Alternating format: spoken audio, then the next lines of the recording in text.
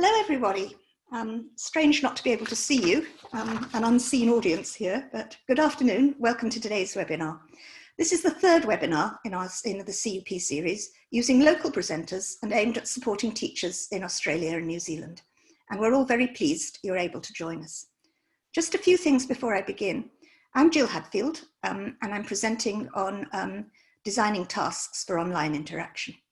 And Nige McQuitty and Steve McIver will be moderating the webinar behind the scenes. If you're having a technical issue, you can ask for help in the chat box and they will assist you. You can find the chat box, it's at the bottom of your screen. It's a speech bubble labeled chat. And finally, there will be a Q&A session at the end of the webinar. You can type your questions in the Q&A box, which you'll find on the right at the bottom of your screen. There's a little icon with two speech bubbles saying Q&A. People can upvote their questions if they feel it's also relevant to them. I'll read and answer as many questions as I can at the end of the session. If you put a question in the chat box, it may get lost and therefore not answered, although Nige and Steve will do their best to keep track of everything that's put in the Q&A as well as the chat box. This webinar will be recorded and uploaded to the Cambridge U channel next week. And I also have a Word document handout, which I'll go through towards the end of the presentation. And they will get that sent to you as well. So, okay, I'm mainly going to be talking, but a couple of times I'll stop talking and go out of share screen so that I can pose a question and get you to type answers into the chat box. Let's see if that works. Okay, here we go.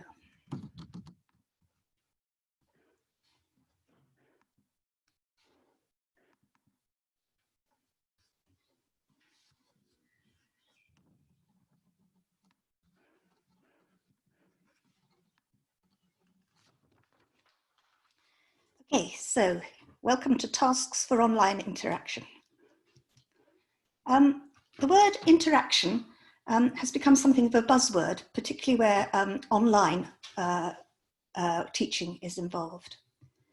Here are two definitions. Interactive is an adjective of two people influencing or having an effect on each other. Children in interactive play, for example. And the second definition is allowing a two-way flow of information between a computer and a computer user, responding to a user's input. And I'm very sorry, Nige and Steve, that's from the Oxford Dictionary Online. So here are some interactive images. So the rise of interactive in education and education technology. Sorry, I just want to read a quote here from two Swedish academics about the use of the word interaction. They said, interactivity was obviously quite useful for marketing new technology. A whole range of positive connotations made it acceptable for most people.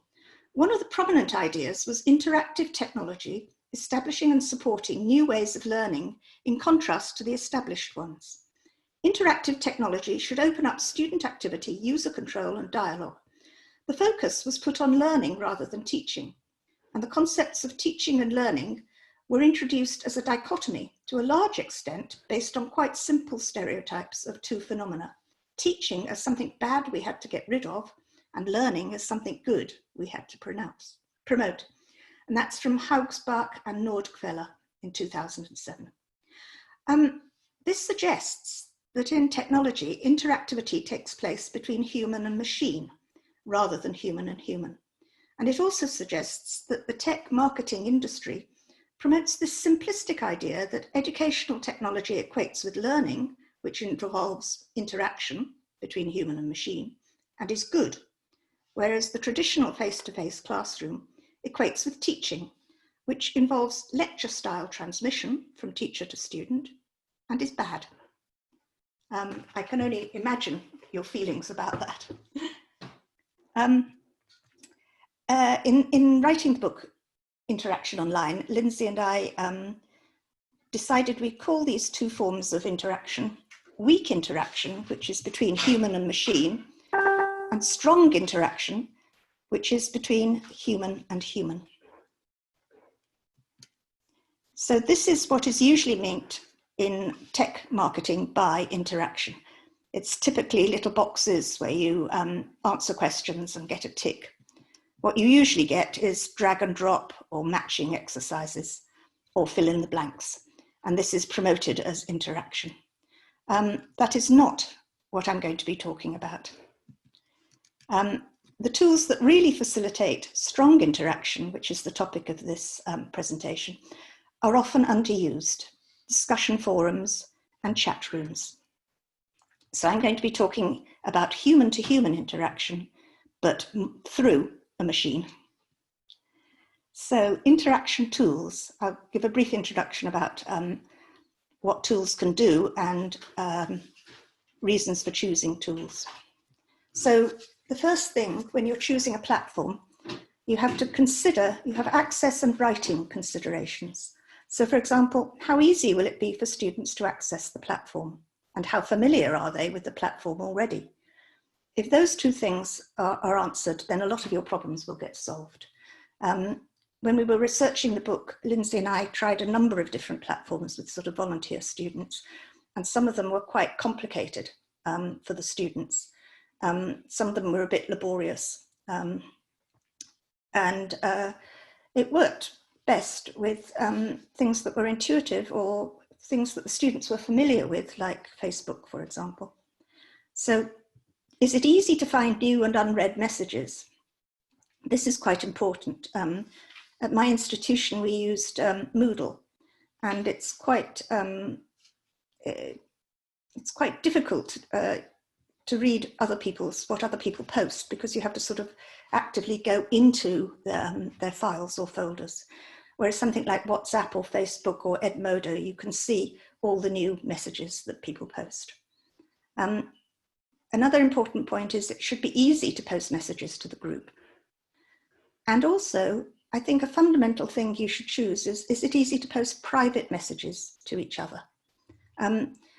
If the platform you're using has a private message facility, that means you can actually organize information gap activities by posting different information to different people. If it doesn't, if everybody always sees everything and you can't post personal private messages, it's difficult to organize information gaps.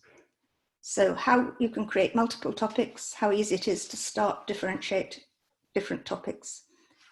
Is it easy to import images and videos? I think this is very important because, as you'll see in some of the example activities I'm going to show you, a lot of them, well, most of them begin with a stimulus, and images are an important stimulus to provoke interaction between students. So other less important possibly considerations are, is it possible to pin a topic at the top of the page? Is it possible to view a discussion in a threaded manner? Is it possible for learners to edit and delete their posts? And is there an optional like button for posts? But of all those points, I would say the most important were how easy it is for students and how familiar they are already.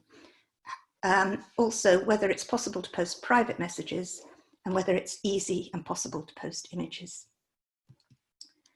So I'll come on to designing interactive tasks.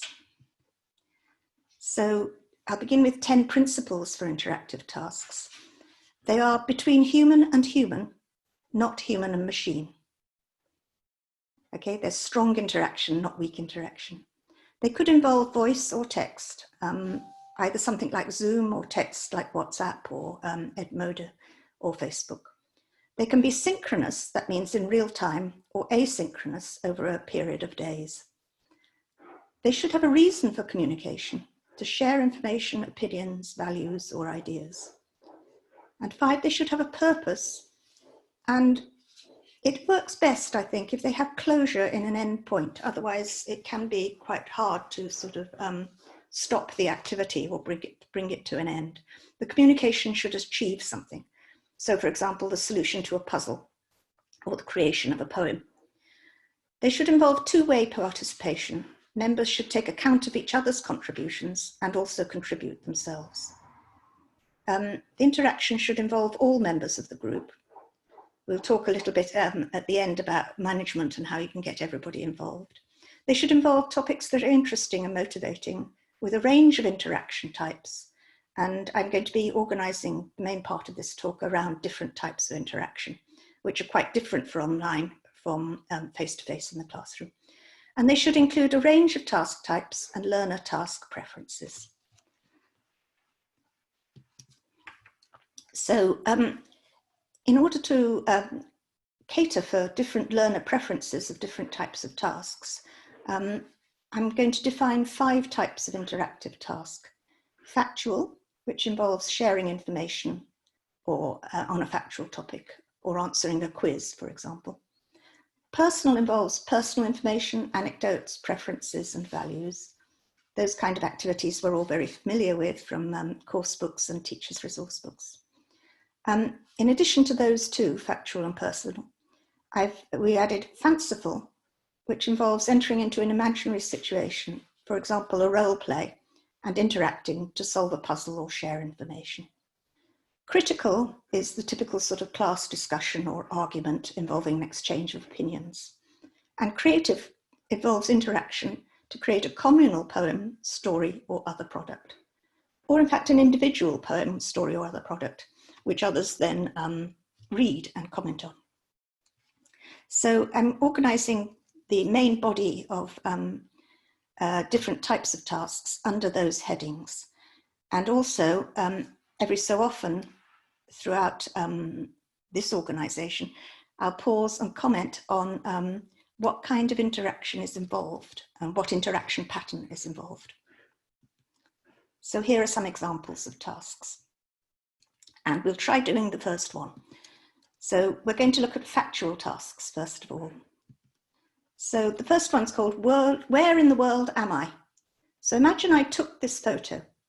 Where in the world am I? It's in fact where Lindsay lives. You have to guess where I am. You have a maximum of 25 questions and you can only ask yes, no questions. So you can't ask, are you in Europe or Africa? But you can ask, are you in Europe? And here are some examples below to help you make good questions. For example, are you east of, north of? Is it a big city? Is it a warm, cold, hot place? Do they speak English? Do they speak French? Okay, I'm going to stop sharing the screen now and go on to chat. And I'd like you to type in some questions. For example, are you in Europe? Is it a warm place? Okay, I'll stop and I'll open chat and I'll answer your questions verbally, orally as they come in. Chat. Okay, type me some questions.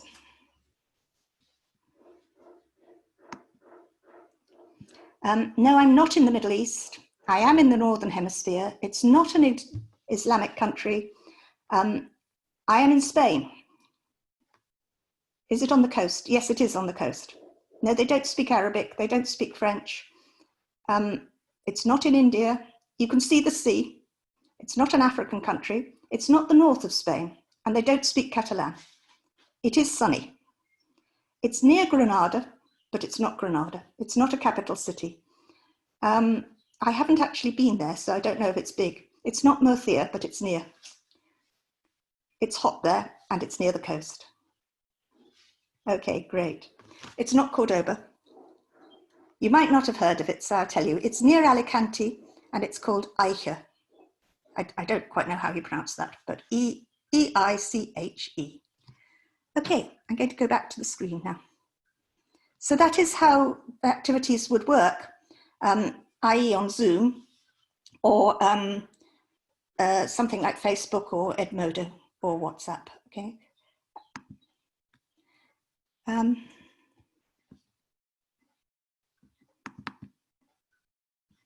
Oh, share screen, share. Here we are. Okay, back again.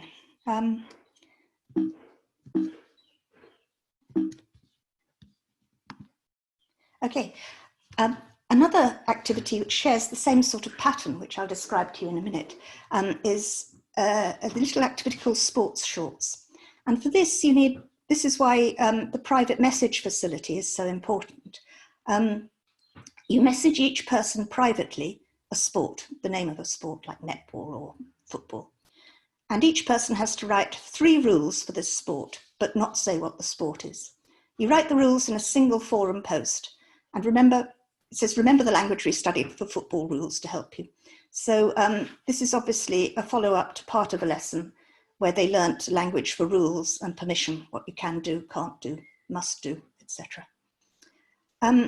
They then post the rules, and notice it says by 19th of July. So it's an asynchronous activity. It's very important to give deadlines so that people don't put it off. Now they have to read each other's rules and guess the sport. Choose 2 different posts and guess the sport. And post your guidelines by 17th of July. And the final task is creation. You're going to create a new sport. Choose 4 rules from different sports and make a new sport with these rules and give your sport a name. So for example, you could design something called foot tennis, which involves kicking a ball across a tennis net. You could even get a rugby element in it for those in New Zealand, where you could leap across the net and tackle your opponent. Okay, so those 2 activities are interaction pattern 1, which I've called Confetti. You think of a stimulus or challenge and students reply. You think of a bride and groom coming out of the church or the registry office and dozens of people throwing confetti at them. So you saw what happened in the chat when we tried the first activity out. The answers or the questions came like confetti from everybody doing it all at the same time. So the first activity we did was very simple, the stimulus or challenge, and all of the answers or the questions coming at once. In a variation, like sports shorts, the teacher posts a stimulus, the students reply, but then there's a bit more to it. They read and interact by guessing the sports, and then finally they create. So it's possible to use that pattern and have more stages. Okay, we'll come on now from factual activities to personal activities. And here's one called Foodies. So the teacher posts a dish that they had recently, and everybody has to ask 1 question about the photo. You can be typing in if you like. I'm not going to go off screen. I'm going to do another activity a bit later, but you can be thinking of questions you would ask. I would be asking, what is the green stuff? Is it soup? Is it a Thai meal? And what are the little bread-like triangles? Then the teacher posts a list of all the questions about the food picture that the students wrote. And there's a bit of kind of interim feedback here because the teacher has corrected the sentences. And for the next task, therefore, they will have a range of correct models of sentences, which will help them do the next task. So the next task is quite simply the students then go on and post their own pictures of food. When they posted a photo, ask questions to at least 3 other people about their food photo. Here's a very simple one, this or that. And this is a slightly different interaction pattern. So the teacher starts traveling by bus or traveling by train, and the students type in traveling by train, or I prefer traveling by bus. Or you can reply neither. And then it's your turn. So the first person who writes another query like cats or dogs, everybody answers that question. Okay? So the first person writes cats or dogs, and the first person to answer cats, I love cats, I'm afraid of dogs, or something like that, is the one that then posts the next challenge, like rice or potatoes.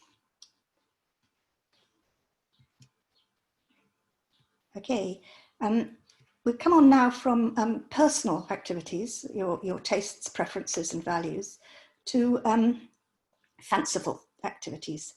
These involve role plays or using your imagination in some way. And I think we'll do the next one together. I'll just take you through the activity and then I'll do the same thing. I'll come off share slide and so that I can see the chat. So in this activity, one person posts a superpower. For example, I can fly. The next person has to make a condition to the superpower and you need to make it less powerful. So begin with the words, but you. So for example, but you can only fly 1 meter off the ground. Then add your own superpower in the same post. Then another person does the same. Okay, so you could say, for example, but you can only fly 1 meter off the ground. And then in another sentence, you say, I can, and name your superpower. So I'll come out of the shared screen and I'll go to chat. And I'll give you a superpower to start you off with. Okay, my superpower is I can read people's thoughts. Okay, can you add a condition to that superpower and then add your own superpower?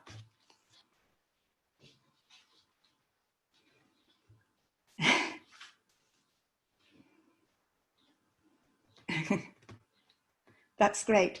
Okay, can you now add, yes, some people have done it right. You have to write, but you can only, and then you must put your own superpower as well. Okay, so I can see the future. What about this? But you can't tell if it's a lie. I can teleport, that's a good one. I can time travel. I can transform into an animal. Great, I'm enjoying these. Yeah. Okay, I can stop the rain, but only if it's drizzling. Yeah, that's great. Okay, I'll go back to share screen.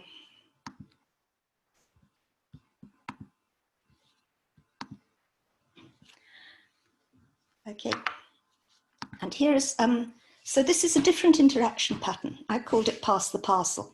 So it begins, the teacher posts a stimulus. Student 1 replies and posts the next stimulus. Student 2 replies and posts the next stimulus. And then student 3 replies and posts the next stimulus. Okay. You can make it a bit more formal by giving students numbers, so they do it in a certain order. But it's actually, if people think of a nice, interesting condition to the superpower, of course they'll want to type it.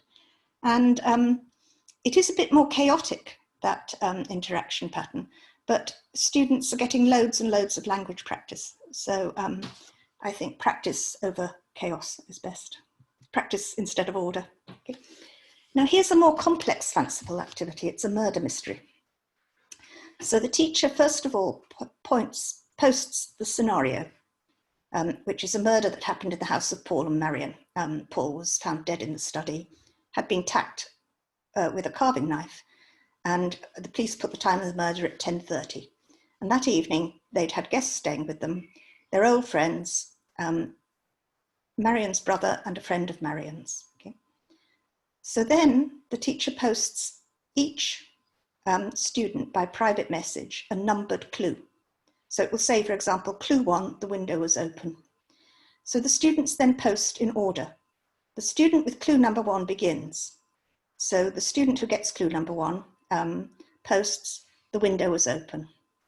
And possible posts are, the murderer might have got in through the window. Somebody else might post, or he might have come in through the door and left by the window. Obviously, this activity practices must have, might have modals for deduction. And this was one activity that a teacher in Auckland tried out for me with her students, who got, in fact, very excited about it. And I'd just like to give you a screenshot of an exchange they had, how it worked on Facebook. So clue 1 was, there were no fingerprints on the knife. And so one student said, oh, then the murderer might have worn gloves. But student 2 says, well, maybe the murderer was an alien who doesn't have fingerprints. I really like the way the students entered into this with imagination. So I've called that interaction pattern poker. So the students take numbered turns to post a stimulus and others react to it with their comments and ideas. So coming on now to critical interaction. This is arguments, opinions, discussion. So here's one called Yes, But. So the challenge is, you're going to discuss the advantages and disadvantages of various solutions to climate change. Read some material from the list. The teacher has to provide a list of probably online sources for solutions to climate change. The teacher then has to divide the class into 2 groups. Again, this can be done by private message, by sending a private message to half the class, putting them into one group, and a private message to the other half of the class, putting them in the other group. So the 2 groups are the advantages group, which has to list all the advantages of the solutions, and the disadvantages group list all the disadvantages. And again, there's a deadline to make sure everybody makes their list. So the first interaction is in their groups. So in the advantages group, they share the advantages they found to different solutions. And in the disadvantages group, they share all the disadvantages to the various solutions. And task 3 is interaction. So here again, you have to put them in pairs by private message. So you have to create the private messages. So each private message group in this stage of the activity has 2 people in, an A from advantages and a student B from the disadvantages group. So you're regrouping the groups into pairs. So student A begins and puts forward a recommendation. So they're using language like we should, would be, if we, etc. Conditions and recommendations. And student B replies beginning, yes, but, and listing a disadvantage. And then student B replies again with yes, but with an argument in favour of the solution. The person who continues with the yes, buts, the longest, is the winner. I call that breakout. The students work in 2 closed groups, A and B. And again, if you were doing it on something like Zoom, you can actually create breakout rooms in Zoom. The students regroup into pairs, an A and a B, for follow-up. So it's creating and using private message or breakout rooms to create an information gap. Here's another critical one called create a constitution. So you begin by posting a rule or a law for an imaginary country, like Ausland or New Australia. So for example, it's illegal to keep dogs, and you have to post 3 laws by Friday, set a deadline. Then the interaction task is read each other's laws and vote for any that you like. If a law gains 3 votes, it is passed and becomes your country's constitution. You can discuss the laws. You can try to get votes for your own laws by canvassing people and posting propaganda. And you can pass other laws that undo previous laws. So again, it's quite a chaotic activity, but a lot of fun. So again, you have a deadline to post laws, comment, discuss, and write. Sorry, I call that Postal Ballot. The students post, they read and vote, and they discuss and reach a consensus. Finally, the 5th category, we come to creative activities, where students work together to create poems, stories, adverts, proverbs, etc. So it's creating a product rather than just having an interaction. So here's an activity called Number Plate Story.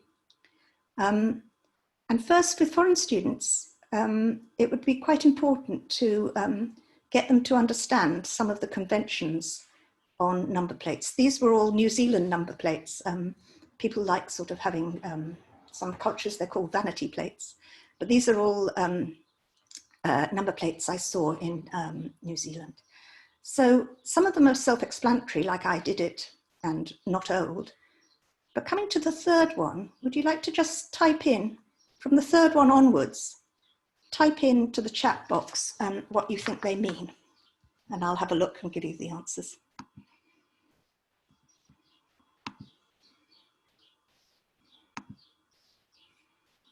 Yeah, yes, why be slow?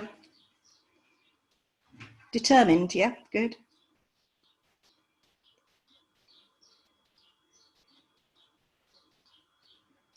Oh, you can't see them, sorry.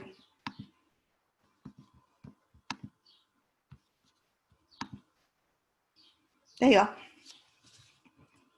I'll just wait a minute for you to type in. I won't be able to read them, but I'll give you the answers in a minute.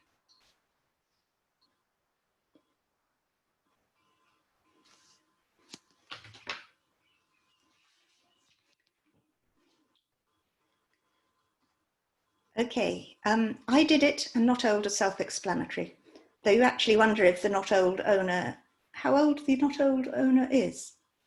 The third one is why be slow, obviously a speedy driver there. The fourth one, and a lot of backstory to this one, I would imagine, baby, I owe you too, some sort of vindictive revenge or something like that, was his, determined, I miss you, and out of work. I don't know if that meant somebody's recently retired or lost their job. Okay, so your immediate reaction, apart from working out what they mean, is what is the backstory? Why did that person choose that particular number plate? So I'm going to tell you a little story about a number plate. And the number plate I saw was one extreme, the number one and then extreme. So I made up a little story for that one about a guy called Mario who used to be a busker.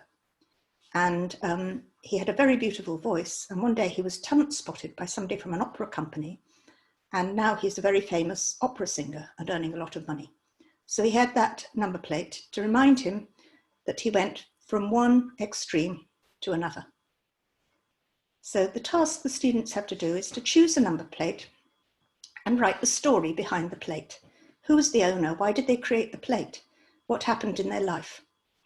And then they have to read their classmates' stories, choose one and post an alternative explanation. Post your comments by, and again, a deadline. So again, an Auckland teacher tried this out with her class. And I was just very impressed by this young French guy's story. He chose the number plate was his.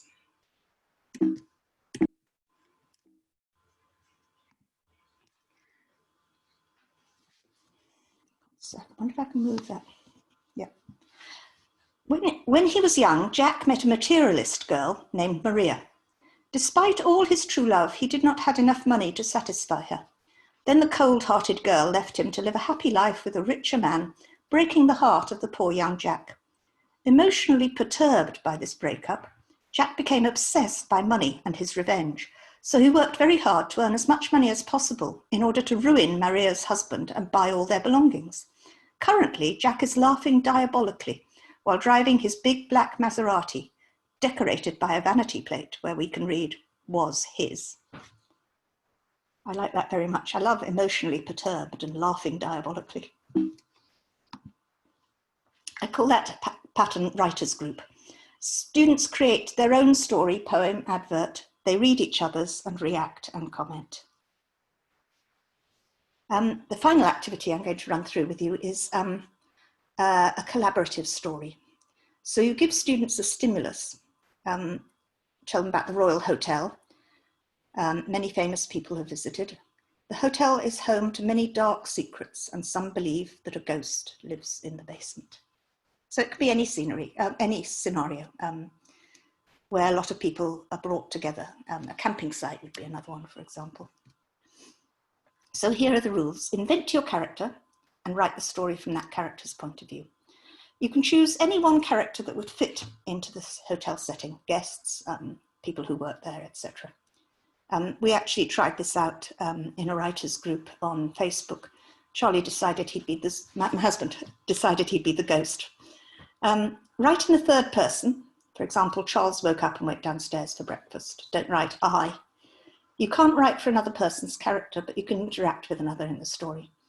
You should introduce your character into the storyline.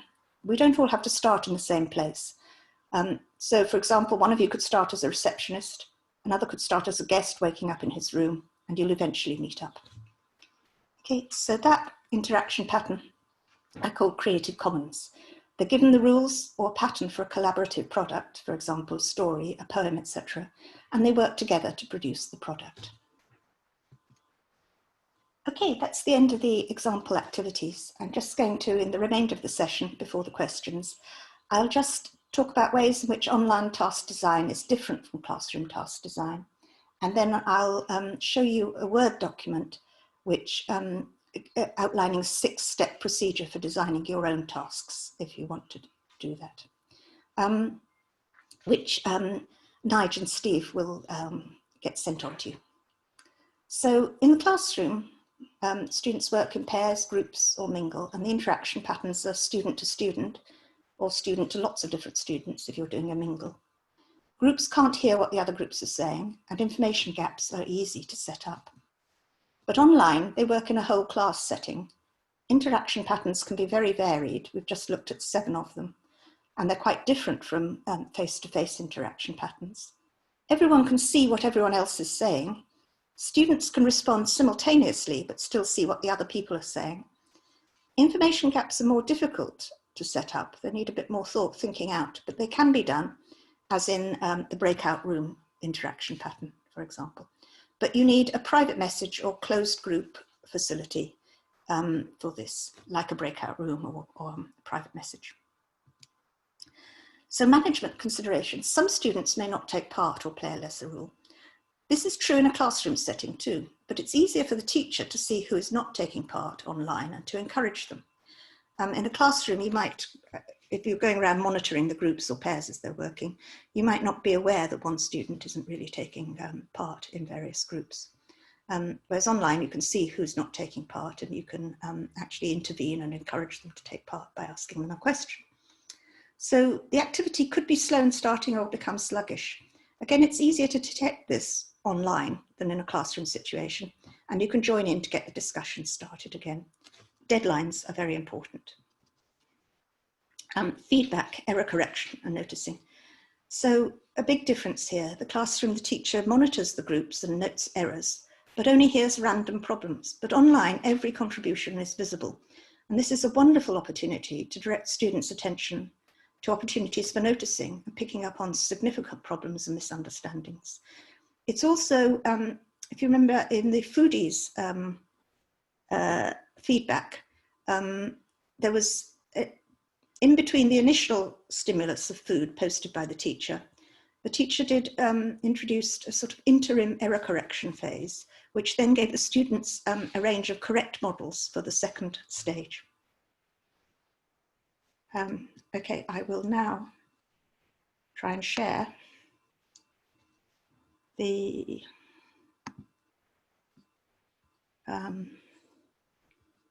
Word document. Sorry. Oh.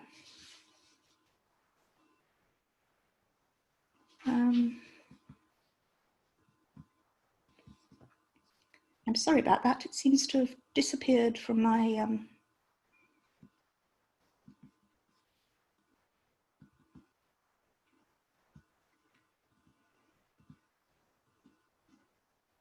yeah.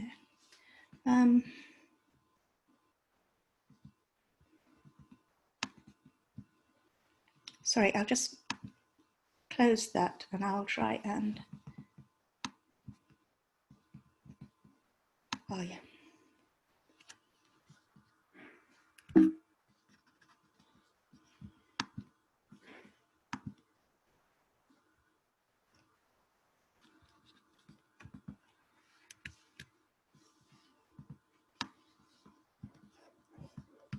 I'm sorry, I'm holding everybody up.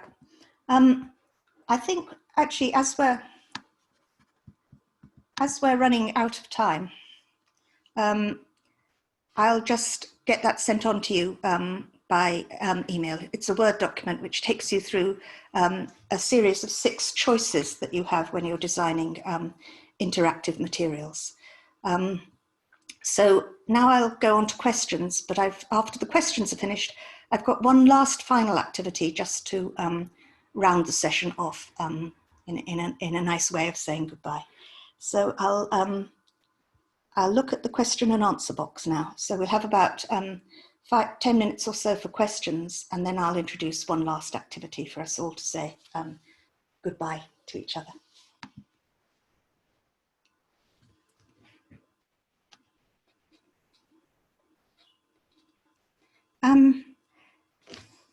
Answer live.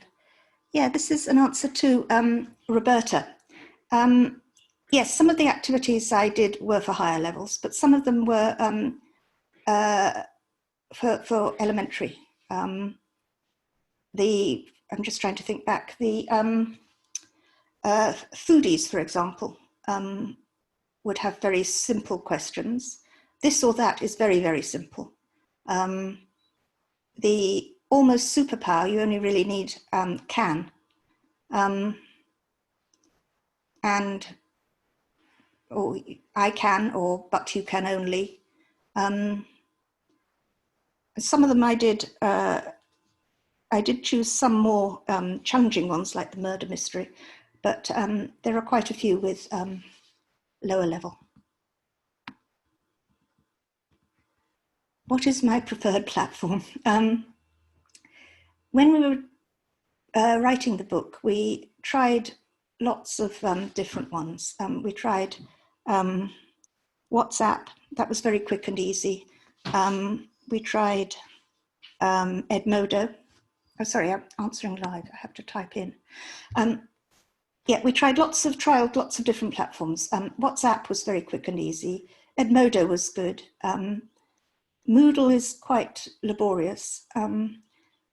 The teachers who trialed it for us mostly used Facebook, and that was very quick and easy because it has all the features like private message facility, and it's very easy to post images, and people know how to use it and are familiar with it. Teachers of younger students perhaps might have reservations about using Facebook. What you would have to create for working with the students is a closed group, and perhaps a closed secret group, which means that nobody from outside the group can access it. And students don't have to be a member of Facebook. They don't have to have their own Facebook page. They could just be within the group. Thanks. I'm afraid I don't know any websites or online resources for more information on online interactive activities. I think the PowerPoint will be uploaded to YouTube by Nigel and Steve, and we won't send it out to separate people. The superpower activity, the chat became rather chaotic, yes. I did actually mention that you could regulate it a bit more by giving people numbers. So if I'd said, I could have given, obviously I can't with 260 people or whatever, but if you have sort of, say, 15 or 20 in your class, you can give each student a number. And so when you say your superpower, like I can fly, you then say number 1, and number 1 says, but you can only fly 1 meter off the ground. I can read people's minds. And then it's number 2's turn. But actually, if you think about it, this is the point I tried to make about chaos and language practice versus order. Then they're getting less language practice because each student is only doing 1 at a time.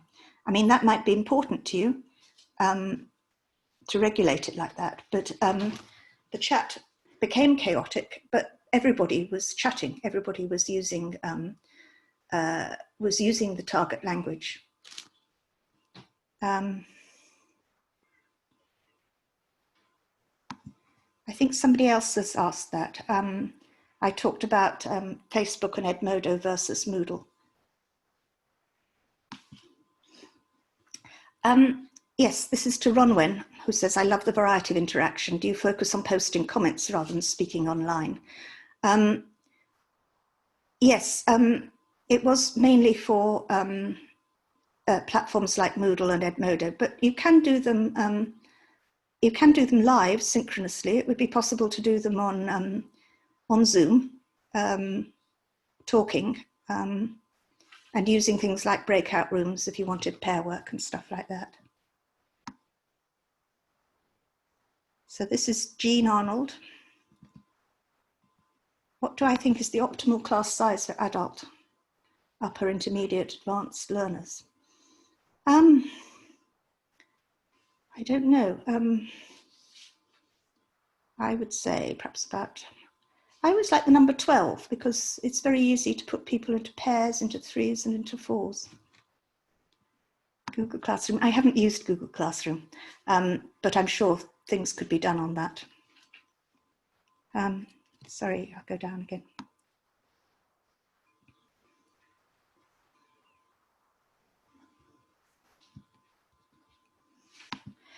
Yes, the discussion board contributions are easy to assess because, and they're very easy to, they're very easy to correct errors because you can see everything everybody said all at the same time.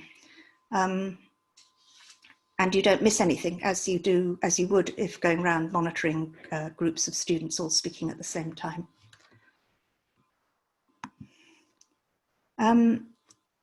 So in my platform Teams, I have problems with breakout rooms. I'm afraid I'm not technical enough to know if you could integrate with other platforms like Facebook or Zalo. I'm not sure you could integrate, but you could use it in tandem. I think it's very useful if you're using Teams or Zoom to teach live online. It's quite useful to have a Facebook group or an Edmodo group. It makes it easy to set homework or set writing tasks, for example. And it means you can set homework where the students are interacting rather than just writing homework.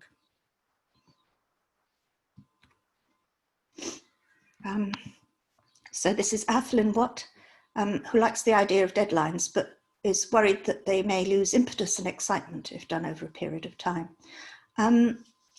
Yes.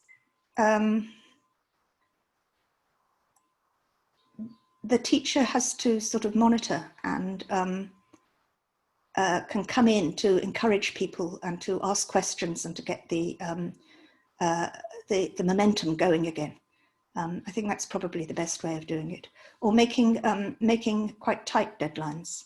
If it's, don't make the deadline too long, I suppose, could be an answer to that. No, we did try out Edmodo, but this was a while ago and I haven't kept the activities.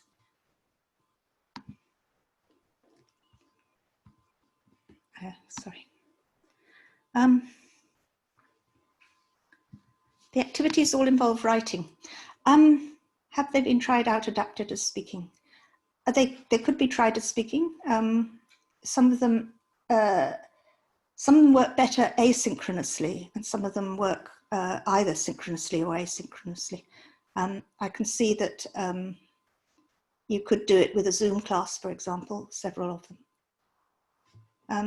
I actually think, interestingly, I think the kind of chat box or interaction on a platform like Facebook or Edmodo, I think it's almost a kind of fifth skill. I think it's sort of between speaking and writing.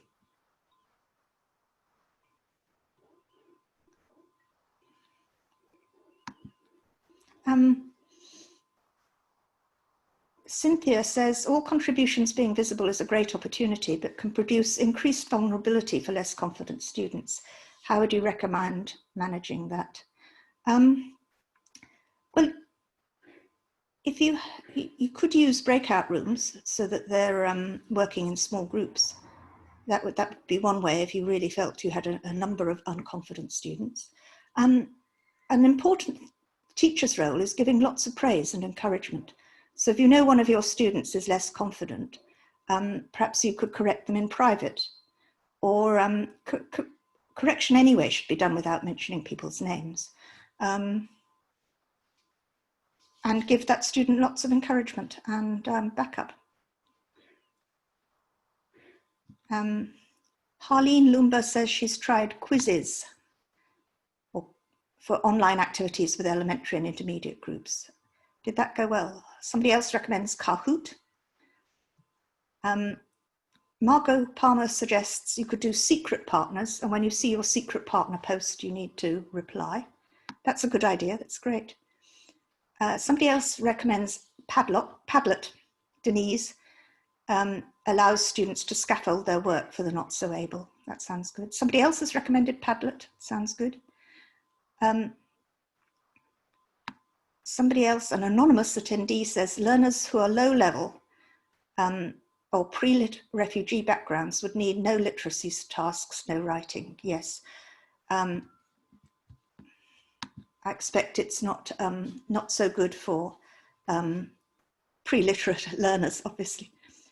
Somebody else recommends Google Classroom and Quizlet have also been, Quizlet is being recommended. Google Classroom here is being recommended by Shirley Chan.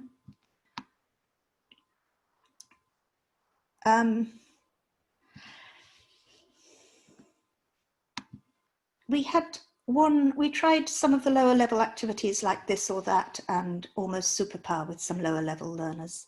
But mostly the activities the publisher, or Scott Thornbury, who is the editor of the series, wanted us to trial were the more complex activities.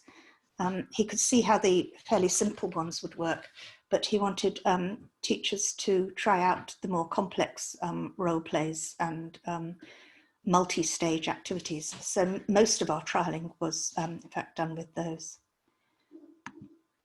Somebody, Aslin Watt says, a very helpful suggestion, Teams have a good help department.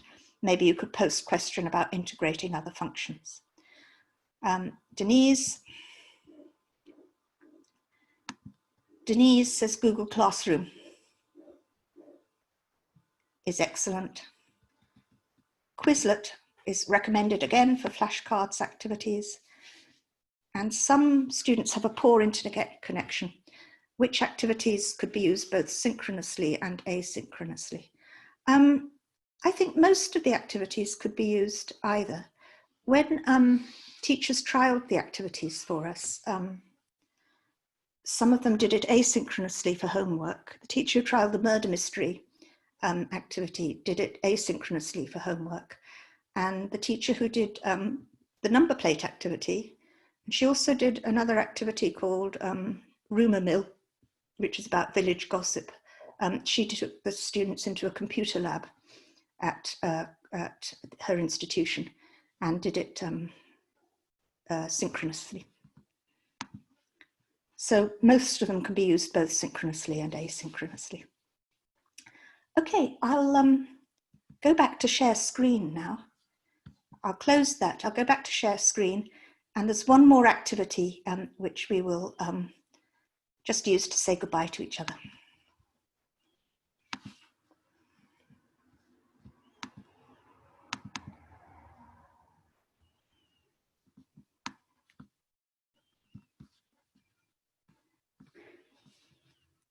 Sorry, I seem to have stopped share and start again. Okay, share screen.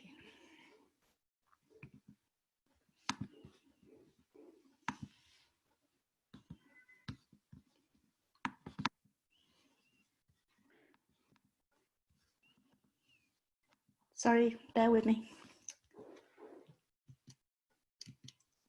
So that's just acknowledging Creative Commons. So thank you very much for coming. And here is a final activity. It's called Irish Blessings. I'll just move this out of the way. May you have bread, milk, a fire. May the wind be always at your back. May your roads lead downhill. I'm not so sure about that one. Two ways of reading that. May your whiskey flask always be full. Very important. May your words become actions. May your words always come true. I'm not too sure about those two either. May the water you drink always taste sweet. May people smile when they meet you. May you be surrounded by goldfinches. That's my favourite one. I'm going to stop sharing, and I'd like just to close the activity by typing into the chat box a blessing to take away with you for the rest of the group. So a blessing for the group, something to take away from this session.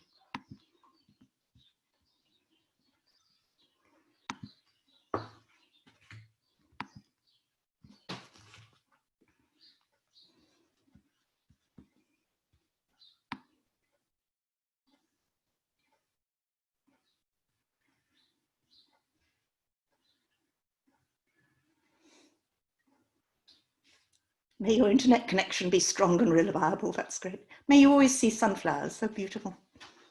May your subjects agree with your verbs. May all beings be well and happy. May your avocados always be ripe. May the wine never stop flowing. May your classes give good evaluations.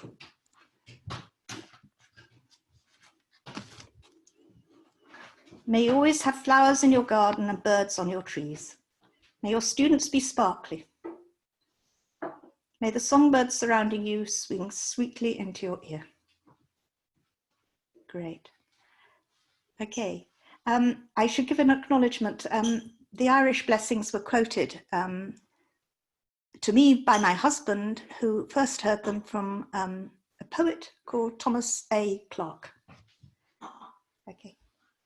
Some lovely blessings here.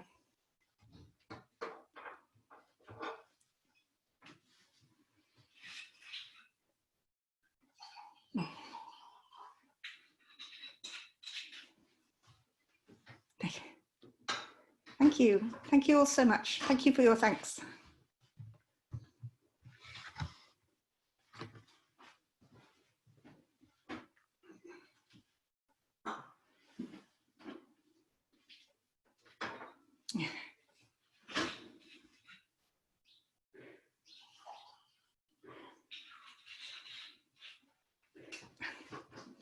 Thank you. You're all saying such nice things. That's really lovely of you.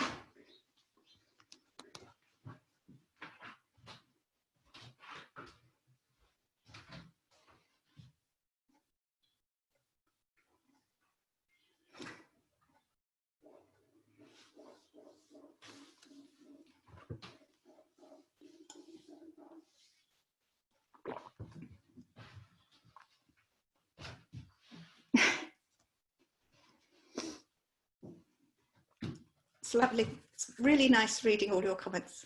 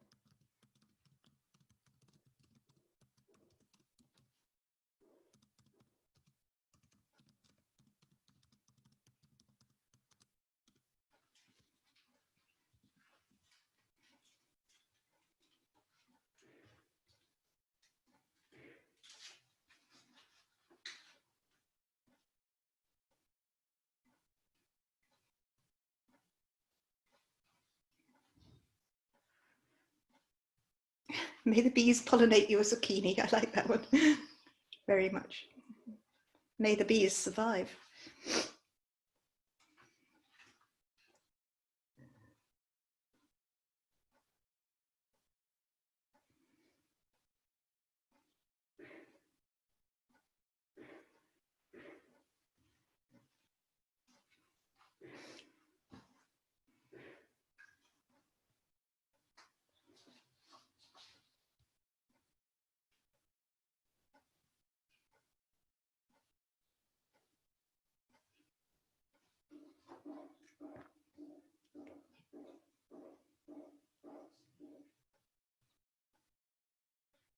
Mm.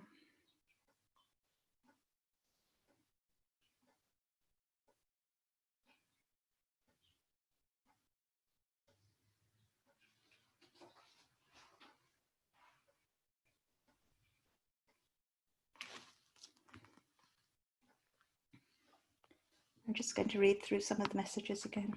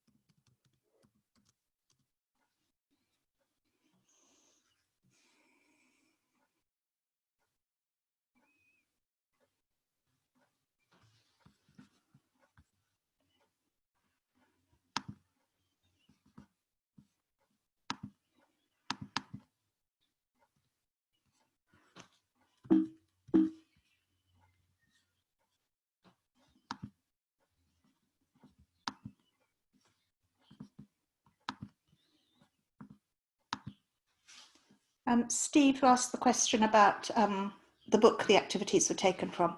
It's called Interaction Online, and it's published by Cambridge. And yes, it is available.